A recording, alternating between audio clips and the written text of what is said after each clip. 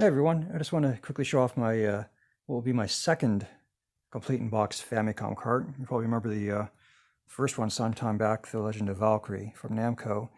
Here we got Kemco's Space Hunter, a game that certainly not greatly remembered in gaming history, but caught my eye originally when I got the cartridge version alone was the artwork, the 80s, mid-80s anime style artwork, which probably remember might be reminiscent of from Macross and the Tatsunoko productions of the time.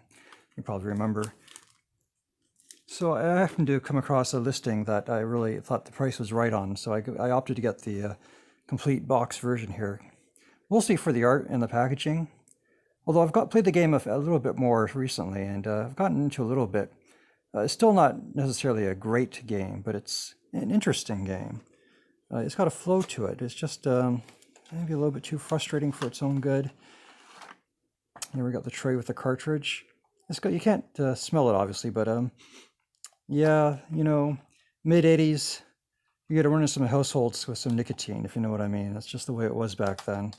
So if you get stuff like this prepared for that, the cartridge is in really nice shape. Although my original Bear cartridge was in pretty good shape too. There's not much of physical difference that I can tell. The real star, of course, is the registration card. No, but that is included. If I can pop this thing out, it's not much to see here, but you do get the diagram of the Famicom showing you to put stuff in your extension cord. I'm not sure what it's showing you there. That's where you put your extra controllers. But anyway, yeah, the instruction manual is the real star of this thing, I think. I tried to show some pictures that we found online in my original video for this. It's probably going to be a little bit difficult to show off without going too. I love the what they did for the story is they have the vertically oriented, which is really neat.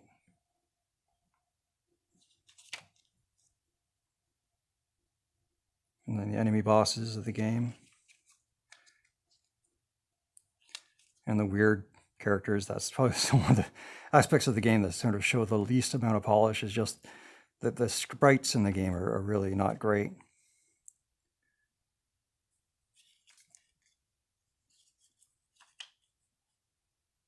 And more of that really pretty wonderful art. I think it's really cool.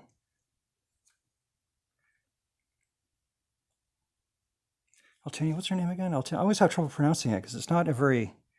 Altiana? I guess it's supposed to be Altiana, right? Yeah, it's one of those names that maybe sounds better in Japanese than English, even though it's an English spelling. It's hard to say. I really should get this translated. It's not difficult now to get stuff translated because there's automatic, there's Google. Although I haven't had a lot of luck with the app, but I really do like how they sort of spell out the story as they're telling the instructions to how to play the game. It's very clever. It reminds me a lot of what they did with the Zelda manual. I remember the Zelda manual had that kind of artwork going through it. Yeah, and that's it. Now here, this is the part of the fun with getting these secondhand manuals is you get the password codes from the previous owner. I think I'm going to give that a try.